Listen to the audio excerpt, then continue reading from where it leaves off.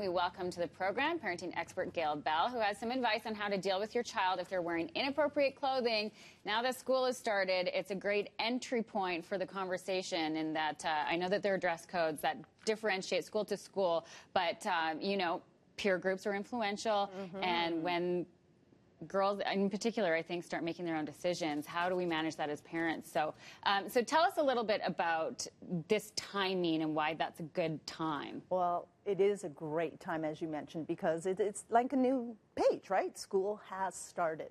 And it's amazing how many parents have said, what about the clothing? So it is a big issue out there because right now with some of the clothing, it's the bare midriff. Right. Right. And it's showing skin, or the skinny straps that may be showing undergarments. Yeah. So what's in our field is the school rules. Right. And most schools, I can't say every school because I don't know, but most schools and what I've researched, they do have a dress code that's pretty explicit. Often kids have to sign off on it. So that is, we know that. And then the family has to get really clear.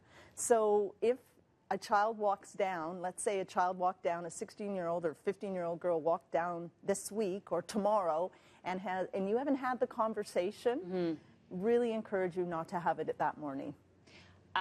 That is going to give explode. it some space.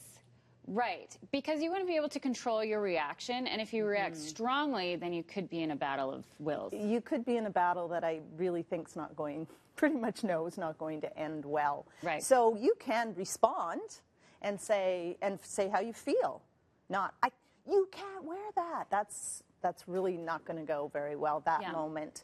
Versus, wow, I have to tell you, I feel really shocked that you chose to wear that. You know, you may get sent home from school. I'm not okay that you're wearing that. If you want to change now, great. I'd appreciate that. But if not, you need to know we've got to find some time this weekend to talk about what's appropriate moving forward, when and where. So is the midriff top never appropriate in your family? Then say that. Is it appropriate on the weekends? Then say that and get really clear. But work with your child, remember? So here's what I'm thinking.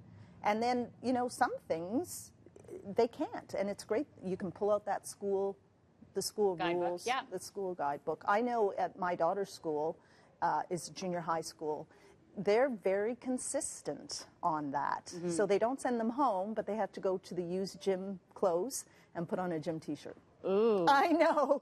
That is an excellent deterrent. But they're told before, which Very is super smart. fair. Yeah. Super fair. You know the consequence, right? Very smart. And then it comes down to age appropriateness, too, and what you're seeing in maybe an older sibling or in a peer group. So how do you walk that line as a parent if maybe you have a younger and an older and one's allowed to dress a certain way and the other isn't? You know what? It all comes down to open, honest communication. Right. And keep the communication going. So I understand that you feel frustrated about that. This is real life.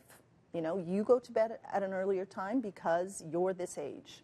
When you get to this age, we'll talk about that too. Electronic use is going to be different. You know, social stuff, dress. Life is not fair.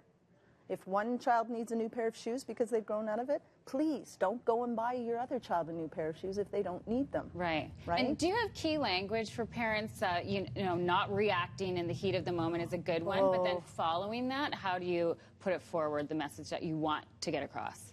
Right. So, you know what? Sometimes it's better to, you know, write it out or breathe or, you know, and I do like this. If none of us are perfect, so sometimes we do react. All of us do. We can stop and say, I'm sorry, that was inappropriate. Right. That's not what I wanted to say. And we can apologize later. Right. Right? We can do that. And you are modeling awesome skills for your children. Because now they're learning they can stop too. Good. I can pretty much guarantee you're going to hear some not nice stuff from your teenager. It's pretty normal. Oh, that happens that teenagers talk back. Yes. Okay, great advice as always. Thank you, Gail. You're very welcome. I know some of us were taking notes in the back room on that one. It is. So find some time because it's a short week. We can move forward. Okay.